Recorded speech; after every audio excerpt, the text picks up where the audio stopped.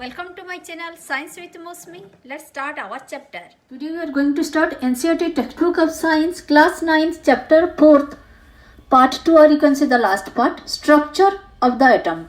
If you like the video, then please subscribe my channel, like and share it, and press the bell icon so that you can get the notification of the latest chapter uploaded by me. In our first part, we discussed about the charged particles in matter. Then about the structure of atom, where we have discussed about the Thomson's model of an atom, Rutherford's model of an atom, and also Bohr's model of an atom.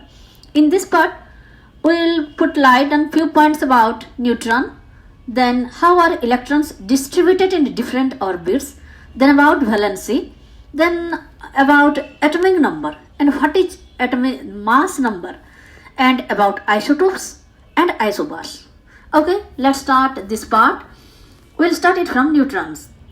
As you all know, neutron, it was discovered by जे चाद्विक 1932 में discover किए थे neutron, जिसका कोई भी charge नहीं है और इसका मास कितना है, जैसे लगभग प्रोटॉन के समान है, और इसका नाम पड़ गया neutron.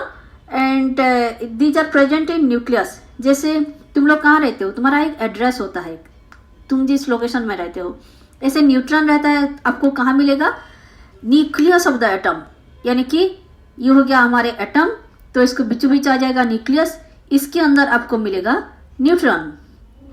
Okay, and it is denoted by small N.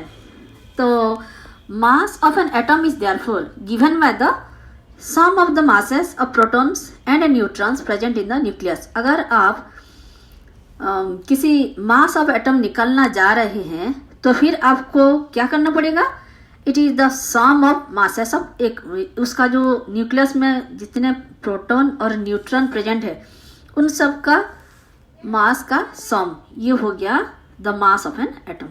Okay, this is all about neutrons. Now come to what are electrons, how are electrons distributed in different orbits.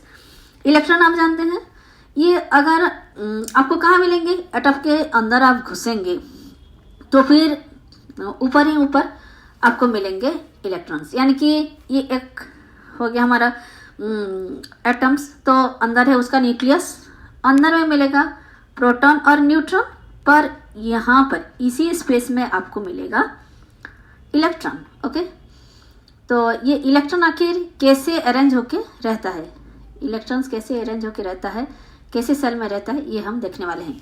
तो distribution of electron of different orbits of an atom was suggested by bore and बोरी. इसके बारे में बहुत से तथ्य दिए हैं कि इलेक्ट्रॉन्स कैसे अरेंजमेंट होगा सेल के अंदर, ऑर्बिट्स में कैसे वो अरेंज होगा. तो उसके कुछ रूल्स होते हैं. जैसे आपके घर में कुछ रूल्स होते हैं कि कहाँ पर पापा बैठेंगे, कहाँ पर, ऐसे होता है ना जनरली डाइनिंग टेबल पर कि पापा का सीट, ये मम्मी का सीट, ऐसे होता है. और तो फिर ऐसे कई घर में तो बेड में भी होता है कि कौन साइड में सोएगा, कौन बीच में, ऐसे भी होता है. सबका अपना अपना पोजीशन रहता है. ऐसे इलेक्ट्रॉन्स लोग का भी अपना अपना पोजीशन रहता है, और उनका कैसे वो रहेंगे एटम के अंदर, उसका एक कुछ लॉज भी है. तो इसका पहला लॉ है, maximum number of electrons present in the shell is given by the 2n² rule. तो फिर एक सेल में कितना मैक्सिमम कितना कैपेसिटी ऑफ इलेक्ट्रॉन रह पाएंगे. तो फिर जैसे आपकी क्लास में कितने बच्चे एक सेक्शन में रहेंगे, उसका एक रूल्स है कि 40 जन या 50 जन, ऐसे depends upon school to school. तो इससे ज़्यादा तो नहीं रखते. हाँ, तो फिर इसी हिसाब से इलेक्ट्रॉन्स भी सेल में कितना रहेंगे उसका फॉर्मूला है, और वो है 2n². ये 2n² फॉर्मूला मान के वो चलते हैं, जिसमें n क्या है, n है हमारी ये जो एनर्जी लेवल है ना, number of energy level index. जैसे हमारी एटम के अंदर वहाँ होता है k shell, l shell, m shell और n सेल होता है. तो 2n² के लिए k का वैल्यू वो n का वैल्यू हो जाएगा 1, l सेल के लिए n का वैल्यू हो जाएगा 2, m के लिए n का वैल्यू हो जाएगा 3, और हमारी n सेल के लिए n का वैल्यू हो जाएगा 4. इसी हिसाब से 2n² मतलब k सेल में 2 इलेक्ट्रॉन्स रहेंगे, l सेल में 8, m सेल में 18 और n सेल में रहेंगे हमारे 32 इलेक्ट्रॉन्स. ये हो गया हमारा फर्स्ट रूल. सेकेंड रूल में कहता है maximum number of electrons that can be accommodated in the outer most orbit is 8. सबसे जो बाहरी हमारी ऑर्बिट होता है, यानी कि सपोज ये इलेक्ट्रॉन है तो इसके बाहर जो ये सारे ऑर्बिट्स है, सबसे बाहर आउटर मोस्ट हुआ ना, इसमें मैक्सिमम 8 इलेक्ट्रॉन्स रह पाएंगे। कितना? 8 इलेक्ट्रॉन्स रह पाएंगे। अब आगे third rule, electrons are not accommodated in a given shell unless the inner shells are filled. यानी कि इलेक्ट्रॉन जैसे ही किस हिसाब से वो अपना फिल्ड अप होंगे, पहले भीतरी वाला, फिर ये वाला, फिर ये वाला, ऐसे होके पहले जो इनर सेल्स हैं वो पहले फिलअप होंगे और इसी हिसाब से स्टेप वाइज ये आगे आगे आगे फिर फिलअप होते जाएंगे। ठीक है। और हमारा यहाँ atomic structure of first 18 elements is given schematically in figure 4.4। इसी 4.4 में हमारे फर्स्ट 18 को, जैसे हमारे हाइड्रोजन, लिथियम, ये सब लिखा है, 18 इलेक्ट्रॉन्स का हमारा एटॉमिक स्ट्रक्चर दिया गया है। आइए हम एक्टिविटी 4.2 करते हैं। Make a starting atomic model displaying electronic configuration of the first 18 elements. जैसे H, HeLi, B, Cn, OF, Ne, Ne, Mg, LSI, PsE ये सब है। तो फिर उनका जो इलेक्ट्रॉन्स कॉन्फ़िगरेशन है, यानी कि अरेंजमेंट ऑफ इलेक्ट्रॉन्स है, वो कैसे होगा ये दिया गया है। ये हम एक्टिविटी 4.2 में करने वाले हैं। तो फिर ये सेकंड पॉइंट है, the composition of atoms of the first 18 elements is given in table 4.1। आगे 4.1 टेबल है, उसमें एटम्स का कंपोजिशन दिया गया है और ये फर्स्ट 18 एलिमेंट्स का एटम्स का कंपोजिशन दिया गया है। जब वो टेबल आएगा मैं फिर से एक बार आपको याद दिला दूंगी। अब चलते हैं, देखते हैं वैलेंसी क्या है। वैलेंसी क्या है ये आप अपनी पहले चैप्टर में भी पढ़े हैं। This is the combining capacity of an electron. तो फिर ये इलेक्ट्रॉन का जो देना लेना होता है ये हो गया उसका वैलेंसी। जैसे we have learn how the electrons in an atom are arranged in different shells. आप जानते हैं इलेक्ट्रॉन्स डिफरेंट सेल में अरेंज होकर रहते हैं, या फिर जिससे सेल्स भी कह सकते हैं या ऑर्बिट्स भी कह सकते हैं। The electrons present in the outermost shell of an atom are known as the valence electron. Valence electron किसे कहेंगे कि सबसे आउटरमोस्ट सेल में जो इलेक्ट्रॉन रहेंगे उसे कहेंगे वैलेंस इलेक्ट्रॉन। यानी कि जैसे आपके घर में मम्मी पापा नहीं है तो फिर अगर कोई आके कलिंग बेल दबाए तो कौन दरवाजा खोलने जाता है? जनरली आपके जो बड़े भाई या बड़े बहन होते हैं वही जाते हैं कि कौन आए, उनका रेस्पॉन्सिबिलिटी बनता है। ऐसे ही वैलेंस इलेक्ट्रॉन आउटरमोस्ट में रहते हैं और इनका सभी के साथ इंटरेक्शन होता है। तो बोर बोरी स्कीम होता है। We also know that the outermost shell of an atom can accommodate a maximum of 8 electrons. जो आउटरमोस्ट सेल होता है उसमें मैक्सिमम 8 इलेक्ट्रॉन्स रहता है बोल के बोरी ने भी कह दिया। It was observed that the atoms of elements completely filled with 8 electrons in their outermost cell now little chemical activity. In other words, their combining capacity or valency is 0 of these inert elements. तो फिर यहाँ inert element के बारे में कहा गया है। inert element क्या है? देखो outermost cell में 8 इलेक्ट्रॉन्स रखने की सब कोशिश करते हैं। तो जिनका ये completely filled 8 इलेक्ट्रॉन्स हो जाता है वो अब पूरा शांति होकर रहते हैं, संतुष्ट होकर रहते हैं और वो बहुत कम ही केमिकल एक्टिविटी शो करते हैं। जैसे किसी छोटा बच्चा अगर पेट नहीं भरा है तो फिर वो मुझे चॉकलेट चाहिए, मुझे चिप्स चाहिए, मुझे ये चाहिए, वो चाहिए बोलता रहता है। जब उसका पेट भरा हुआ है फिर वो कुछ देर शांत होकर बैठता है, ज़्यादा नखरा नहीं करता। ऐसे ही इनका 8 इलेक्ट्रॉन्स बाहरी सेल में अगर हो गया, फिल्ड अप हो गया, तो फिर ये कम ही केमिकल एक्टिविटी दिखाते हैं और वो सारे एलिमेंट्स को बोलते हैं इनर्ट एलिमेंट्स और इनका वैलेंसी जो है वो 0 होता है। तो फिर कौन कौन सा है वो इनर्ट एलिमेंट्स? जैसे ये हमारे हीलियम हो गया।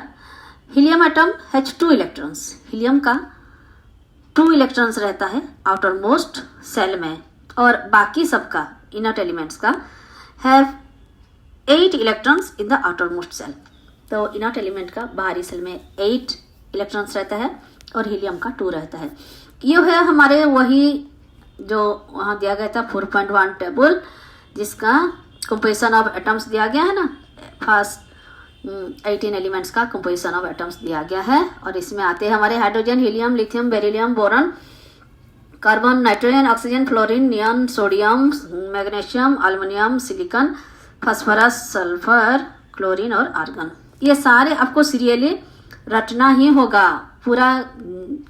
You must will have to get it by heart so that later it will be very easy for you for calculation. Atomic number के हिसाब से रहता है, इसीलिए it will be easy for you and you will have to get it by heart. So at first you read it 4 to 5 times. The combining capacity of the atom of an element, that is their tendency to react and form molecules. Atoms मिलके क्या करते हैं, वो combine करते हैं, चाहे atoms of elements हुआ या उनका जो tendency to react and form molecule, वो एटम्स मिलके बनाते हैं मॉलिक्यूल्स। तो with atoms of the same element और different elements was thus explained as an atom to attain a fully filled outer most shell. तो फिर वो ऐसे में जब मॉलिक्यूल बनाने के टाइम में एटम वो क्या करेंगे, अपना बाहर आउटर मोस्ट सेल में 8 इलेक्ट्रॉन्स रखने की कोशिश करेंगे। यानी कि किसी को 8 से, अगर किसी का बाहर में 6 है, 8 होने के लिए 2 कम पड़ रहा है, वो तो किसी से 2 ले लेगा। और अगर किसी का बाहर आउटर मोस्ट सेल में 2 है और 8 बनने के लिए अगर उसको 6 की जरूरत है, वही 2 को वो दे देगा। इसी हिसाब से वो 8 इलेक्ट्रॉन्स अटेंड करते ही हैं, अदर वो शेयर करते हैं या फिर बोरो करते हैं या फिर लैंड करते हैं, उसी हिसाब से वो उनका चलता रहता है। तो फिर an outermost shell which had 8 electrons was said to possess an octet. तो जिनका बाहरी सेल में, आउटरमोस्ट सेल में 8 इलेक्ट्रॉन्स रह जाता है, वो possess an octet, octet possess करता है। Atom should thus react so as to achieve an octet in the outermost shell. Outermost shell में वही 8 इलेक्ट्रॉन्स अचीव करने का सब कोशिश करते हैं। एंड वो कैसे कोशिश करते हैं, बाय शेयरिंग, बाय गेनिंग और लूजिंग इलेक्ट्रॉन्स। उसके लिए वो या तो पास वाले से, सपोज 2 का 4 है तो दोनों शेयर कर लेंगे, या फिर गेनिंग करके, यानी कि किसी का 6 है और उसको 2 की ज़रूरत है तो वो उससे ले लेते हैं। और किसी का 2 है और लूजिंग इलेक्ट्रॉन, किसी का 2 है और आउटर मोस्ट सेल में, तो उसको किसी को दे के फिर उसका 8 बना लेते हैं। इसी हिसाब से द नंबर ऑफ इलेक्ट्रॉन्स किसी भी तरह 8 अचीव कर लेते हैं। वो कैसे अचीव करते हैं, शेयरिंग, गेनिंग और losing electrons. The numbers of electrons gained, lost और shared so as to make the octet of electrons in the outermost cell gives us directly the combining capacity or the valency। ठीक है, तो फिर कितना वो gain करते हैं, loose करते हैं, ये उनका कंबाइनिंग कैपेसिटी हो गया। तो इसी से हमको क्या मिलता है, उसी से हमको उसका वैलेंसी मिलता है। That is the valency discussed in the previous chapter. For example, तो उसी से कितना वो शेयर करते हैं, लूज करते हैं, उसी से उसका वैलेंसी पता चलता है, क्योंकि वो उसका कंबाइनिंग कैपेसिटी है। जैसे हमको प्रीवियस चैप्टर में दिया गया है, hydrogen, lithium, sodium atom contain 1 electron in their outermost shell. Outermost में कितना रहता है हाइड्रोजन का, 1 इलेक्ट्रॉन। तो therefore each one of them can lose 1 electron. तो फिर वो 1 से क्या 7 बोरो करेंगे, बहुत मुश्किल पड़ जाएगा उनको, इसलिए उसको वो दे देते हैं। So they are said to have valency of 1। तो क्योंकि उनका बाहर में एक ही इलेक्ट्रॉन है, उनका वैलेंसी हो गया उसका 1, क्योंकि वो 1 से 1 किसी को दे ही देंगे, या फिर शेयर करेंगे या फिर लूज करेंगे। Can you tell what is valency of magnesium and aluminium. चलिए अब देखते हैं कि मैग्नीशियम और एल्युमिनियम का वैलेंसी क्या है। इट इज, आप जानते हैं कि मैग्नीशियम का 2 है और एल्युमिनियम का 3 है। क्यों है, क्योंकि magnesium has 2 electrons in the outermost shell and aluminium has 3 electrons in their outermost shell. तो फिर उनके बाहरी सेल में 2 और 3 होने के कारण मैग्नीशियम का 2 है, इसीलिए उसका वैलेंसी 2 और एल्युमिनियम का 3 है। If the number of electrons in the outermost cell of an atom is close to its full capacity, then valency is determined in a different way. Suppose जैसे हमारे हो गया फ्लोरीन, फ्लोरीन का बाहर में 7 इलेक्ट्रॉन्स है, तो फिर ये क्लोज टू 8 है, कितना कम पड़ता है, 1 कम पड़ता है। तो फिर आउटरमोस्ट सेल में, तो फिर इसी रूल कहा गया है कि close to its full capacity, यानी कि 8 होने के लिए बस 1 बाकी है, but it is easier for fluorine to gain 1 electron. तो वो तुरंत ही किसी से ले आएगा ना, gain 1 electron instead of losing, 7 किसी को दे, इससे अच्छा है कि एक ही कम पड़ रहा है, चलो किसी से ले आते हैं। तो इसी हिसाब से उसका valency is determine by subtracting 7 electron from octet and this gives you valency 1 for fluorine, क्योंकि एक का ही कारोबार कर रहा है, क्या कर रहा है, दूसरे से ला रहा है, कौन, फ्लोरीन। क्यों, क्योंकि इसका बाहर में 7 है, 8 होने के लिए एक बाकी है, इसीलिए वो ले आता है, इसीलिए उसका वैलेंसी हो गया 1। Okay, clear. तो valency can be calculated in a similar manner for oxygen. Oxygen का वैलेंसी कितना है, वो हो गया हमारा each atom of each element है जो डेफिनेट, तो ऑक्सीजन का 6 है, इसीलिए वो 2 लाएगा बाहर से, इसीलिए उसका भी वैलेंसी हो गया 2। Therefore N atom of each element has a definite combining capacity. ऐसे देखा जाए तो सभी एटम का, एटम ऑफ एन एलिमेंट का डेफिनेट कंबाइनिंग कैपेसिटी है, तो फिर उसे क्या कहते हैं, उसी कंबाइनिंग कैपेसिटी आपको पता है, वो है valency. Definite combining capacity of an atom of each element, that is the valency. तो एक ही वर्ड में कहे तो combining capacity, that is valency. Valency of the first 18 elements is given in the column 4.1 में दिया गया है। चलिए अब देखते हैं atomic number and mass number. तो एटॉमिक नंबर क्या है, सिंपली द प्रोटॉन नंबर को आप बोल सकते हैं, it is the number of proton of an atom, तो which determines its atomic number.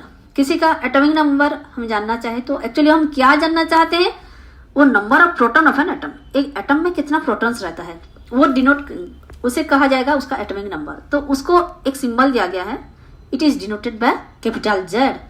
All atoms of an element have the same atomic number Z, यानी कि किसी का भी एटॉमिक नंबर कितना, तो Z डिनोटेड किया जाएगा, तो उसे Z से डिनोट किया जाएगा, और Z मतलब क्या है, उसका एटॉमिक नंबर, जिसका जो है वही है। जैसे हाइड्रोजन के लिए Z का वैल्यू हो गया Z = 1। क्यों, क्योंकि हाइड्रोजन एटम जो है उसका सिर्फ 1 proton is present in the nucleus, 1 proton ही है, और कहाँ पर है प्रोटॉन, प्रोटॉन कहाँ रहता है, न्यूक्लियस में, तो फिर उसका एटॉमिक नंबर हो गया 1, उसका Z हो गया 1। तो what is atomic number, atomic number is defined as the total number of protons present in the nucleus. ठीक है, न्यूक्लियस में टोटल कितना प्रोटॉन रहता है, वो हो गया उसका एटॉमिक नंबर। ऐसे ही है हमारे मास नंबर। मास नंबर क्या है, in addition to proton we also calculate the numbers of neutrons. Okay, ये दोनों मिलाकर हो जाता है हमारा mass number. Mass of an atom is practically due to, mass of an atom is practically due to protons and neutrons alone. और ये protons और न्यूट्रॉन्स कहाँ पर होते हैं, न्यूक्लियस पे होते हैं। हमारी ये हो गया हमारी सेल, और ये हो गया हमारे बीच में न्यूक्लियस, इसी न्यूक्लियस में होते हैं हमारे प्रोटॉन और न्यूट्रॉन। तो फिर ये दोनों का एडिशन होके ये हमको देता है मास नंबर। तो फिर ये प्रोटॉन और न्यूट्रॉन को कहा जाता है, इसको कहा जाता है न्यूक्लियंस। ठीक है, और ये न्यूक्लियस में रहते हैं दोनों। Therefore the mass of an atom resides in its nucleus. इससे आपको ये पता चला कि एटम का जो मास है एक्चुअली ये कहाँ पर मिलता है, ये मास कहाँ पर होता है, तो ये न्यूक्लियस में ही होता है। तो for example mass of carbon, जैसे मास ऑफ कार्बन हमारे 12 है। क्यों 12 है, क्योंकि इसमें 6 प्रोटॉन्स है और 6 न्यूट्रॉन्स है, इसीलिए वो हो गया हमारा 12। 6 प्रोटॉन है, 6 न्यूट्रॉन है, तो फिर 6U + 6U ये हो गया हमारा 12U कार्बन का। सिमिलरली अगर हम एल्युमिनियम का देखें तो वो हो गया हमारा 27U। कैसे, जिसमें आपको मिलेगा 13 प्रोटॉन्स और 14 न्यूट्रॉन्स, तो फिर उसका मास नंबर हो गया आपको 27U। तो what is mass number, let's define it again. Mass number is defined as the sum of the total number of protons and neutrons present in the nucleus of an atom. तो एक atom की nucleus में जितना protons और neutrons रहते हैं उनका total number, sum of total number, यही होता है mass number is defined as the sum of the total number of protons plus neutrons. तो इसको डिनोट किया जाता है ए से, कैपिटल ए।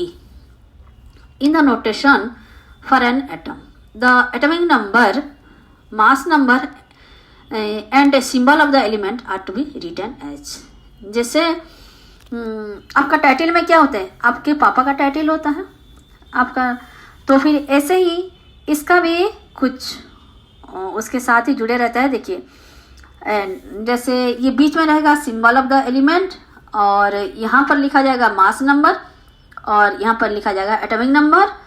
जैसे ये हो गया हमारा सिंबल ऑफ एलिमेंट, और ए क्या है, ये ए है मास नंबर, जेड क्या है, ये है हमारी एटॉमिक नंबर। तो फिर जैसे नाइट्रोजन का मास नंबर हो गया 14 और एटॉमिक नंबर हो गया 7। तो इसी हिसाब से लिखा जाएगा किसी का भी। देखिए आइसोटोप्स क्या है, तो आइसोटोप्स क्या है, in nature A number of atoms. पहले इसका डेफिनेशन देख लेते हैं, हम पीछे की ओर से जाएंगे, हमको सुविधा पड़ेगा। Isotopes are defined as the atoms of same elements having same atomic number but different mass number। ठीक है, आइसोटोप से है एक ही एलिमेंट का, जैसे एक पेरेंट्स का बच्चे होते हैं ऐसे ही है, तो फिर एक ही एलिमेंट का डिफरेंट एटम्स होगा, एक ही एलिमेंट का डिफरेंट एटम्स होगा, तो उनमें कुछ तो समानता होगी। तो क्या समान होगी, जैसे एक फैमिली के भाई बहन, कुछ तो समानता मिलता है और कुछ उनका डिफरेंस भी मिलता है ना। तो फिर इस हिसाब से हमारे आइसोटोप में क्या होता है, एक एलिमेंट का जो एटम्स है उनका एटॉमिक नंबर सेम होता है और उनका मास नंबर डिफरेंट होता है। एटॉमिक नंबर मतलब उनका नंबर ऑफ प्रोटॉन सेम होता है, मास नंबर डिफरेंट होता है, मतलब न्यूट्रॉन्स में फर्क पड़ता है ना। तो फिर आइसोटोप्स क्या है, जैसे हमारे मान लीजिए हमने ले लिया सब but different mass number, example ले लिया हमारे हाइड्रोजन एटम की जो है 3 एटॉमिक स्पेसिस होता है, क्या, प्रोटियम, ड्यूटेरियम और ट्रिटियम। तो फिर एटॉमिक नंबर ईच वन, इन तीनों में क्या समानता है, तो वो है ये सभी का एटॉमिक नंबर जो है ये 1 ही है, तो एटॉमिक नंबर सेम है, पर मास नंबर जो है ये डिफरेंट है। क्या है, जैसे हमारे प्रोटियम के लिए 1 है, ड्यूटेरियम के लिए 2 है और ट्रिटियम के लिए 3 है। तो फिर ऐसे और भी कई सारे एग्जाम्पल है, जैसे हमारे कार्बन 12 और कार्बन 14 2 रहते हैं, क्लोरीन का भी क्लोरीन 35 और क्लोरीन 37 ऐसे रहते हैं। तो फिर ये हो गया हमारे आइसोटोप्स। अब देखते हैं कि many elements consist of mixture of isotope, each isotope of an element is pure substance. बहुत सारे एलिमेंट ऐसे हैं जिनमें कि एक ही आइसोटोप नहीं रहता, बहुत सारे मिक्सचर ऑफ आइसोटोप्स रहते हैं। जैसे हमारे, तो इसमें क्या होगा, ये जो आइसोटोप है उनका chemical property of isotopes are similar but their physical property are different. ठीक है, जैसे एक घर का संस्कार होता है तो बच्चे सारे उसी संस्कार में बढ़ते हैं, सुबह हुआ थोड़ा भगवान का ध्यान किए, राइट टाइम में नहाना धोना खाना पीना, तो इनका केमिकल प्रॉपर्टी ऐसे सेम होता है पर फिजिकल प्रॉपर्टी अलग होता है। तो थोड़ा आप सोच लीजिए, किसी का कलर थोड़ा डार्क, किसी का लाइट, किसी का हाइट थोड़ा ज़्यादा, किसी का हाइट कम, ऐसे फिजिकल में डिफरेंस होता है पर उनका नेचर जो है केमिकल प्रॉपर्टी जो सेम होते हैं। तो chlorine occurs in nature in 2 isotopes, chlorine का 2 आइसोटोप्स होता है जिनमें एक का मास होता है 35 U, दूसरा का होता है 37 U, पर ये दोनों किस रेशियो में रहते हैं, 3:1 रेशियो में रहते हैं, यानी कि 35 वाला जो है ये 3 गुना रहता है।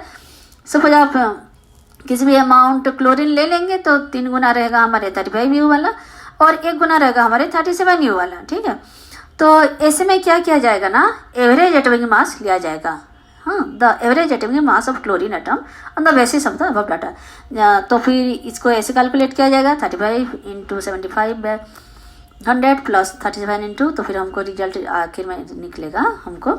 इसीलिए क्लोरीन का कितना लिया जाता है 35.5 U, क्योंकि ये एक उसका रेशियो निकल जाता है 3:1 में। The mass of an atom of any natural number is taken as the average mass हिसाब से लिया जाता है, जैसे वो नेचुरली आकर करता है।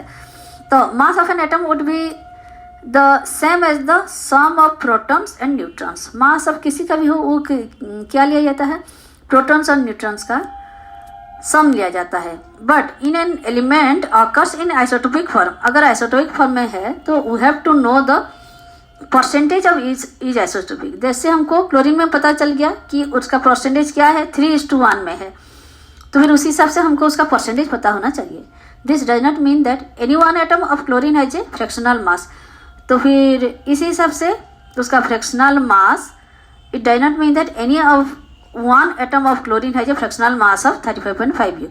It means that you take a certain amount of, अगर आप सर्टेन अमाउंट ऑफ क्लोरीन लिए तो उसमें तो 3:1 में मिलेगा, तो उसका एवरेज मास 35.5 U लिया जाएगा। तो ये जो आइसोटोप्स है, ये कहीं कहीं अगर हम एप्लीकेशन देखें तो ये कुछ आइसोटोप्स बहुत यूजफुल रहता है। जैसे the isotope of uranium, some an isotope of uranium, uranium के भी कोई सारे आइसोटोप है, उसमें से एक आइसोटोप जो कि used as fuel in nuclear reactor में फ्यूल के हिसाब से काम करता है।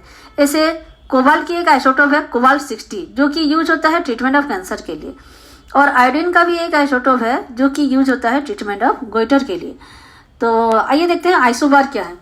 आइसोबार क्या है, जैसे दो एलिमेंट हुआ, हमारी कैल्शियम जिसका एटॉमिक नंबर है 20, और एक हो गया आर्गन जिसका एटॉमिक नंबर है 18। तो number of protons in these atoms is different. तो दोनों का एटॉमिक नंबर यानी कि नंबर्स ऑफ प्रोटॉन्स डिफरेंट है, क्योंकि एक का 20 है, एक का 18 है, but mass number of both these elements is 40। तो अगर मास नंबर देखा जाए तो दोनों का 40 ही है। इसका मतलब इसका एटॉमिक नंबर प्रोटॉन में तो कम पड़ रहा है, तो फिर डिफरेंस आ रहा है। तो उसका न्यूट्रॉन जो है ये मिलाकर इसको 40 बना रहा है। जिसका हमारे प्रोटॉन कम है उसका न्यूट्रॉन ज़्यादा है, और जिसका प्रोटॉन ज़्यादा है उसका न्यूट्रॉन कम है, उसी हिसाब से वो 40 हो रहा है। तो उसका मास नंबर हाउएवर सेम है, that is the total number of nucleons, यानी कि प्रोटॉन और न्यूट्रॉन मिलाकर क्या होता है, nucleons. the total number of nucleons is the same in the atoms of the pair of elements। तो ऐसे देखा जाए तो आइसोबार क्या है, atoms of different elements with different atomic number। Atomic number different होगा बट सेम मास नंबर होगा, तो उसे कहा जाएगा आइसोबार। ठीक है, इसी के साथ हमारा ये चैप्टर खत्म होता है। Thank you. With this, we complete the second part of the chapter. If you like the video, then please subscribe my channel, press the bell icon so that you can get the latest chapter uploaded by me. Thank you.